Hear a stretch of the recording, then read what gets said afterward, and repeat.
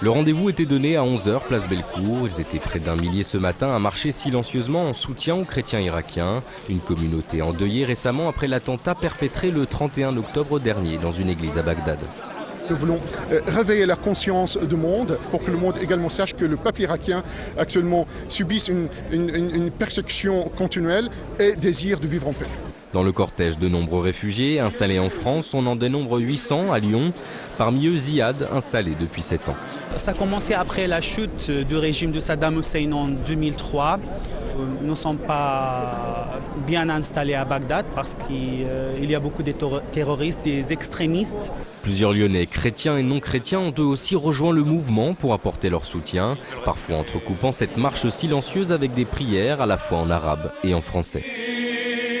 Ça montre que ça touche et ça concerne beaucoup de gens, et pas seulement les chrétiens d'Irak. La communauté chrétienne française a quant à elle rappelé son engagement envers ses frères en Irak. Notre but n'est pas qu'ils viennent en France, c'est qu'ils aient le droit de vivre chez eux comme nous avons le droit de vivre chez nous en étant pleinement des citoyens.